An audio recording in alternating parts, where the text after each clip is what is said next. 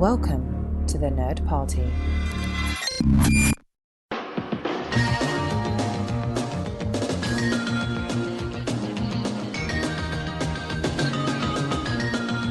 Welcome, fellow Cantina patrons, to Great Shot Kid, the podcast on the Nerd Party Network that examines the work of Star Wars creators both within and outside the Star Wars galaxy. I am one of your hosts, John. And I'm Mike. And we are this week going to be bringing you, we're starting a series this week looking at the work of the editors of the original Star Wars.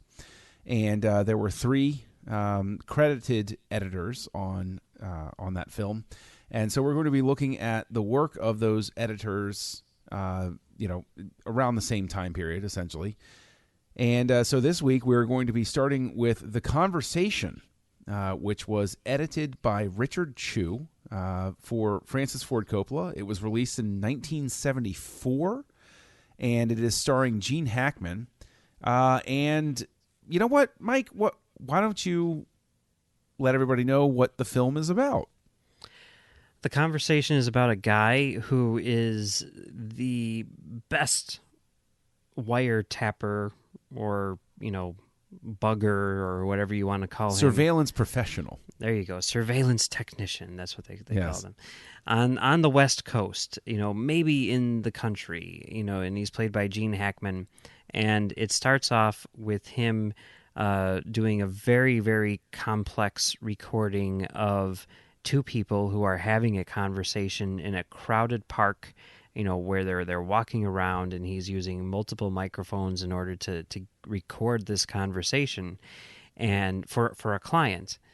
And as he listens to the conversation, he realizes that he's maybe in over his head, and maybe the existence of this recording could be responsible for these people's murders.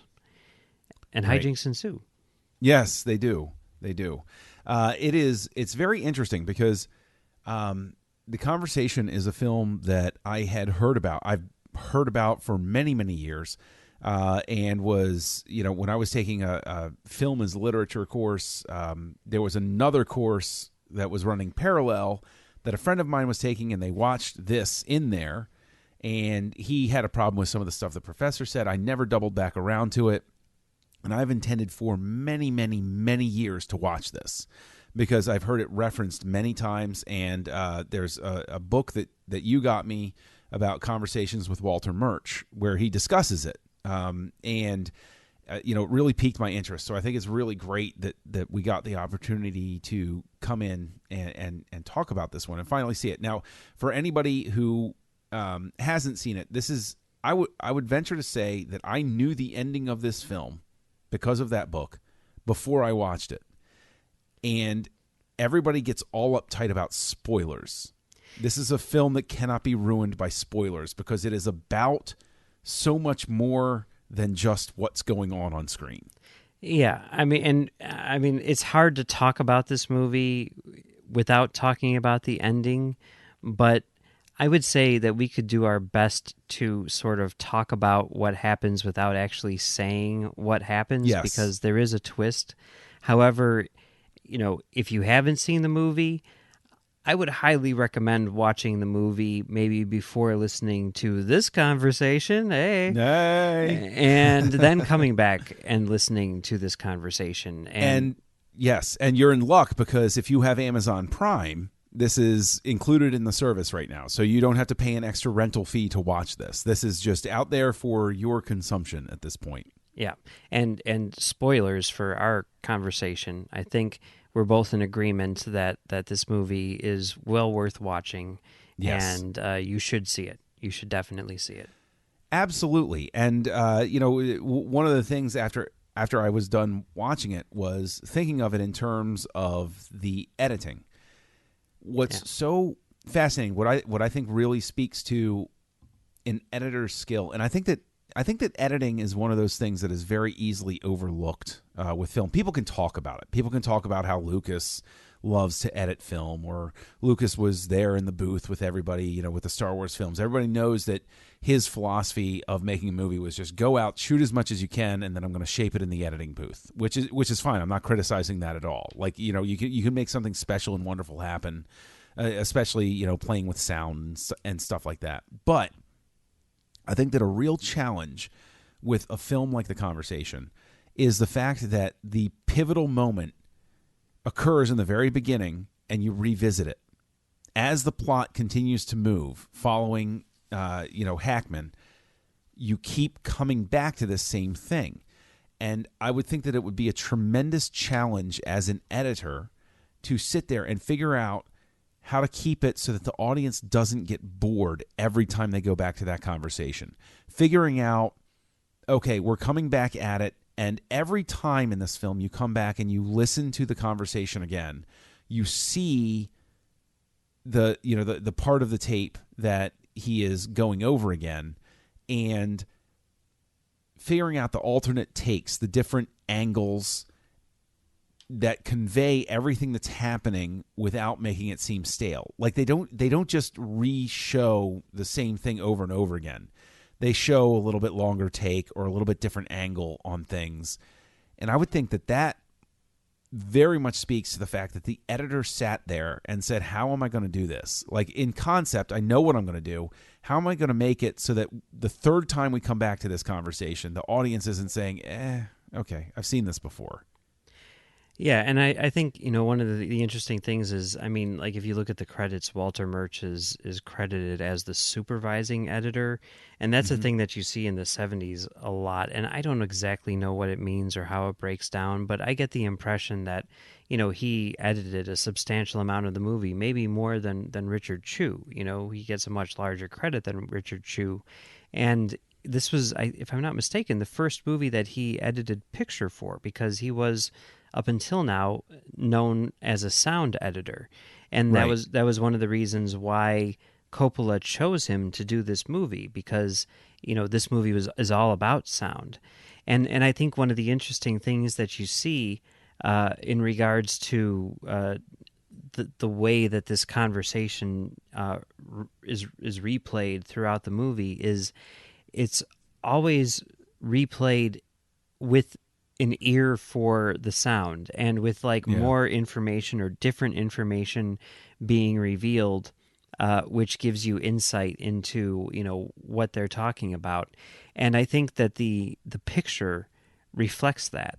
The way that the movie is shot, the way that scene is shot is with these extremely long telephoto lenses from very, very far away, which give you a sense of spying on these people, and that's how the sound is recorded as well, or at least that's the idea behind the recording that Harry Call is making. So the visuals are a reflection of the sound. It kind of informs what you're hearing in a sense. Sure. Which is really interesting. And I think that the way that it's constructed, like you're saying, because most of the time when they are replaying those things, he's replaying them audibly. He's sitting in his studio or whatever it is, his workplace, and he's listening to the conversation. And as he's listening to it, he's replaying the events in his mind, and what we're seeing on screen is what he's thinking. Yeah, and it's really interesting because one of the things that the plot hinges on is cleaning up a certain piece of the audio that's garbled. Yeah. And you find out through his cleaning up of it that he's a real innovator. He builds all his own equipment. He doesn't farm things out. He has figured out, he's done what nobody else can do. And that's reinforced by the story that one of his friendly competitors has. Nobody can figure out how he recorded this one conversation that brought down, this union boss in a pension scheme. Yeah. And it is a really interesting visual accompaniment to what's going on, with him replaying things, in his mind. there's an interesting echo of it on a smaller scale, I think, in when he is alone talking in the desolate part of his warehouse floor with the woman in the green dress. What I noticed, what I thought was amazing, and I know that the filmmaker got these takes, and I know that they work closely with the editor and everything. But what really struck me about it was during the conversation when he opens up, when he talks about his fears about what he's doing, the camera starts behind him, and then it pans around, and it comes around to show his face while he's talking to her, and it stays there while she's giving her feedback to him, and then it cuts back. And it's back over his shoulder, and then it comes back, and it does it 3 times. So you get this very real sense, because his whole thing through this whole film is that he is afraid that he is going to, repeat a mistake that led to death in the past. And here he is in a similar situation, and it's this feeling through this whole scene of replaying. This is something he's been afraid of before. It's a loop he cannot escape, because of the nature of what it is that he does. And I think it's so fascinating that you look at a film like this, and I really looked at it through the lens of, I don't think people understood how special what was happening in the 1970s was. What we have now in terms of, the blockbuster structure and everything is much more evocative of the big, Cleopatra and Wizard of Oz, the big showy blockbusters of yesteryear. And in the 70s, you have a movie like this, which is such an intense and small and innovative, in a lot of ways, film. And it just that one sequence there where I said, you can take this one moment from the film, and it conveys everything about one of the major themes of it that's happening. And I think that's such an interesting film lesson, basically, to sit there and watch that happen. Yeah, I mean, it's true that they don't really make movies like this anymore. These movies which are designed for adults to go see, and everything. But I think what we're seeing, which I'm totally okay with, is that sort of genre, the conversation genre, has sort of just moved off into another medium, which is television. And instead of getting these things on the big screen, we're getting things like Breaking Bad, which we talked about last week, right, which is every bit as innovative as the conversation is, So I Sure. don't think it's lost. I think it's just changed, which is, I'm okay with. But that's no. I mean, that's a completely fair point. I mean, arguably, because the version that's on Amazon Prime is the 2000 remaster, where they went back and they remixed it for stereo, because mono track from 1974 doesn't sound good on modern, sound systems. Yeah, or it's just not what people are expecting necessarily. And, normally I'm violently opposed to these remixes, especially for a movie like this, which is all about the sound. But this was a case where Francis Ford Coppola, who does a lot of stuff in-house, in terms of like his home video things, supervised the entire thing. I'm pretty sure Walter Murch remixed it himself.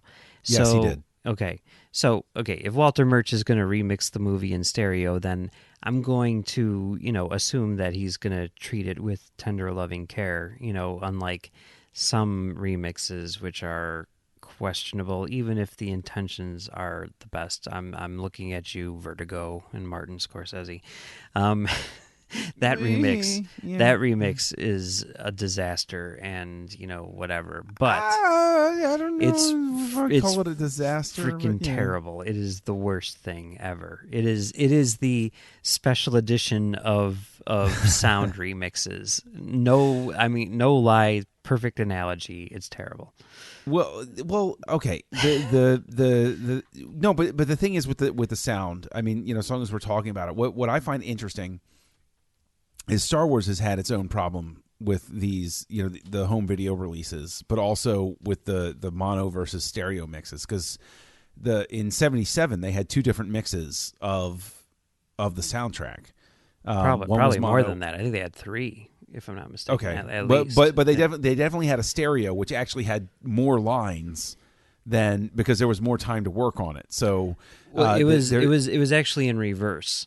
Really? Because they had to make the 70 millimeter prints first, right? So Yeah. that was the 4-track surround sound, on the 70 millimeter prints. Then you had stereo on 35 millimeter, which was actually surround sound. It was Dolby Stereo, which today we think of as Dolby Surround or Dolby Pro Logic. I think, if I'm not mistaken, Star Wars was the first movie to do that. So that was the second one that came out, and that was modified slightly and had a few things. And the mono releases, which were done for like the second run theaters, the worn down places that you put the movie in after it's played at all of the movie palaces, that was the last thing that they did because they didn't need that right away.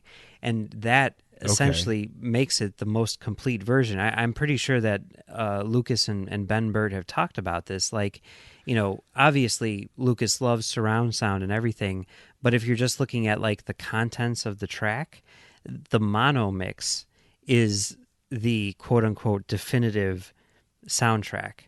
And see, that's so fascinating to me because I know that there are differences, including 3PO having an extra line about a loss of one of the power terminals will allow the ship to leave, which just jumps out at you, like it's going along with this, and you can tell that it was recorded in a closet somewhere afterward. Yes, like it's just duh, like it just jumps out at you. But in this context, Murch, Richard Chew edits Star Wars. He's one of the editors on Star Wars. Yes, Murch is an inarguable heavy influence on Lucas, especially sound-wise. And a valued collaborator in their early days. I mean, he co-wrote THX 1138 with them. Right, and actually THX 1138 4EB Electronic Labyrinth was based on a discarded script from Murch. Like Lucas took it and turned it into his student film. Yeah, and what's fascinating to me about it is, with those type of sound issues, why would he not have brought Murch in on Star Wars? I'm wondering how much of it was just like scheduling or something, I mean, because they had worked together on THX 1138, they had worked together on American Graffiti, but I mean, like, well, let's see, what was Murch up to at this particular point in time? This is what he was up to. He was knee deep in Apocalypse Now, right? Oh, well, okay. Yeah, right. I mean, he had that. Yeah, maybe he's like, oh yeah, I'll just edit this movie for Francis, and then I'll come over here and do the sound for your Star Wars movie. And 3 years later, he's still editing, Apocalypse Now. So there you go. 3 years later, they're still shooting Apocalypse Now. Yep. But I think that's so interesting though, because if you look at that with Apocalypse Now and everything, would you be looking at? I mean, I can't help but imagine how different would Star Wars have been, because Richard Chew, based in the stuff that I have read, is in later days now credited with essentially saving the ending of Star Wars, where it was much more like the ending of THX 1138 with the car chase, where it's very dry and there's almost like a bifurcated feeling between things. And Richard Chew is the one that said, "No, I got this. I can figure this out." Do you think that there's I mean, who knows? I mean, it's pure speculation, but you could almost make an argument that Richard Chew, coming off of working with Murch, sees what Lucas has assembled and says, "No. I got this. I know how this could work. Let me sit down with Bert and I can figure out how to make things." Because the original cut of it, if I remember clearly, there was like no audio back chatter when they were in the conference room in Yavin with the ships going by and everything. And so Richard Chew and Ben Burtt are the ones that recut it and had a lot of the sound overlaying so that you hear the chatter from the fighters while they're in the conference room, cutting to the fighters and and that sort of thing. Because if you notice through that entire thing, and it's easy to overlook, especially the first couple of times you watch it, nobody in that conference room says anything. Yeah. They're completely mute through that entire sequence, but it feels like they're participating in everything that's happening. So I think that's really, is it possible that Chu working with Murch figures out a way to make that ending work because of the sound montage that he's seen going on with stuff like The Conversation. Yeah, I mean, that could be. You know, I mean, all those guys were connected, you know, all those, you know, San Francisco filmmakers and everything. And, you know, it wouldn't surprise me if either Murch or Coppola, you know, had a conversation with Lucas, and Lucas was looking for someone to help out. And they were like, you should get this guy, Richard Chu, you know? Yeah. He's got some talent here. And, yeah, I mean, that wouldn't surprise me at all, you know? Yeah, I mean, especially with the fact that, you know, I think also in the aftermath of the explosive popularity of Star Wars, I think that it's easy to lose sight of the fact that it was very experimental, that there were a lot of risks taken, and that San Francisco art house scene very much informed the final product that came out. Mm-hmm. And it wasn't that they put it together and said this is going to make $1 bajillion and become a cultural phenomenon.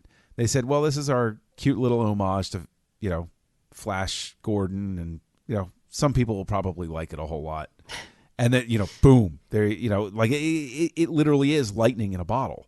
Yeah. Like you can look at The Conversation and you can say this is the art house film. Yeah. This is an art house film. This is the type of movie that you expect to see at a small theater, you know, for me in Shirlington, which is Northern Virginia. And you know, there was a little theater there, you know, where the screen is basically the size of the TVs that we get now. But, you know, you go see hot documentaries when you're a hipster at a movie theater like this. And the people that made that make Star Wars, you know, and Richard Chu comes from that and is informed by that, and, you know, helps essentially shape, like it all reshapes everything. So in a sense, The Conversation contributes, and Richard Chu is not the only Star Wars connection. I think it very much bears mentioning that Harrison Ford is in this in a very prominent role. Yeah, it's not like just a little cameo like in, you know, Apocalypse Now. I mean, this was a substantial role, and it's the year after American Graffiti, so Coppola, having produced that, is obviously familiar with him, and, you know, puts him in this, and it totally works, right?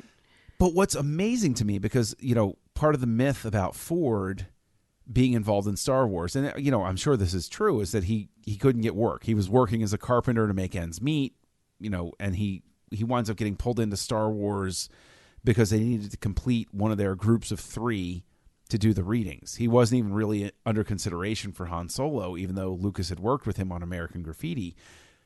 But, I mean, nobody ever mentions that he was in The Conversation. Like, I saw him in the credits, and I was like, oh. And I figured he was going to be, you know, a small role like Apocalypse Now. But he plays a pivotal role in this film. Yeah. And it was kind of mind-blowing, because I'm like, why doesn't anybody ever mention that he's in this? Yeah. This was an Oscar-nominated film. It was an Oscar-nominated film. And, I mean, that's something which is kind of interesting, too, is that it's very interesting. You know, Francis Ford Coppola made 2 movies in 1974. Both of them got nominated for Best Picture. This and The Godfather Part 2. He made those in the same year, you know?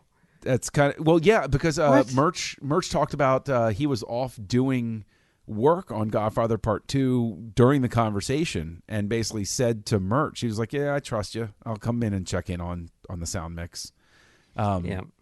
But, yeah, I mean, it's kind of brain-melting to think that between 1972 and 1974, Coppola releases The Godfather, The Conversation, and The Godfather Part 2. And while The Conversation might not be as showy as The Godfather Part 2, and showy is sort of like has a negative connotation, but I mean it in terms of, like, you watch Godfather 2 and, you know, you walk out and you tell everybody, oh my gosh, I just saw Godfather Part 2. The Conversation kind of gets put in the margin there. And I think that's in a large sense, a crime, because even if Coppola had just done this, like, and never done Godfather Part 2, you still talk about him as, oh, wow, look at what that guy did. Like, it's mind numbing to think that 2 phenomenal films both not, everybody forgets who else was nominated for the Oscar. And it's like, I think the conversation highlights how that's really a crime in a lot of cases. Yeah. Yeah, I mean, this is, for most filmmakers, this would be like the crowning achievement of their career. And for Coppola, it's not even the best movie he made that year. That's just crazy. Yep. I can't even wrap my head around that one, because it's just so insane that, this was just him doing something as a palate cleanser so he wouldn't go straight into the Godfather sequel. Yeah. Yeah, it's insane, but it works really well. There's something. This is because this is something which this is a movie which we studied in film school, for forever. And I had one professor who was probably the best professor that I had there, and he did a million things, and he's still doing stuff. And he loved this movie with a passion, and got, I think, maybe a little too into it. I mean, he's pointing at things and saying, like, you see how you can see through his raincoat? That's very intentional because it means this. And so some of it I'm just like, nah, that's not accurate, but whatever. But no, go ahead. What were you saying? No. I was going to say, it's funny you say that, because I have a very specific memory, because I talked about how my friend was in the film as literature course that watched this, that was in parallel to mine, and it was the same professor, different class, and I remember my friend saying that the professor said during their analysis of it, he said, oh, in that scene where he sits down and he replays it on the Laserdisc. Because there's a scene early in the movie where he finds out that his landlady has left a bottle of wine in his apartment, and he calls her to say, "How did you get into the apartment? Why do you have another key?" And while he's there taking his pants off, talking to her, in the background is a crane working on a construction project. And I remember my friend being very skeptical, because the professor made a big deal of it, talking about how, this shows that he's a person under construction and he's not quite working well. And, there's a lot of wreckage behind him. And I remember my friend coming out of the class and relaying that to me and looking at me and saying, maybe they were just having construction in San Francisco that day. And I was like, I could argue either point of this, but okay, whatever. Like, they could have waited to shoot the scene, but at the same time, are you making too much of that? Yeah, I know. And that's what I mean. Film school is just filled with stuff like that, and sometimes it just makes me roll my eyes and be like, oh my God. But then the other thing, the flip side of that is Robert Altman, who, like, you read interviews with him and people will bring up things like that and say, was that intentional? And he's like, sure. He's like, it doesn't matter, whether I intended it or whether I didn't or whatever. That's what you got out of it, and that doesn't make it any less valid. That's what's there. That's what's in the movie. How you interpret it is not up to me. It's up to you. So, and I think that's a great point to make, because that is one of the reasons that I hate commentary tracks from directors. No, I love commentary tracks in general, but when the director talks about what something means, like listening to Lucas do a commentary track like on Attack of the Clones, he gets so obsessed about like how the effects put together and stuff like that stuff. I'm all on board. I love hearing about how things came together. I love hearing about the technical stuff.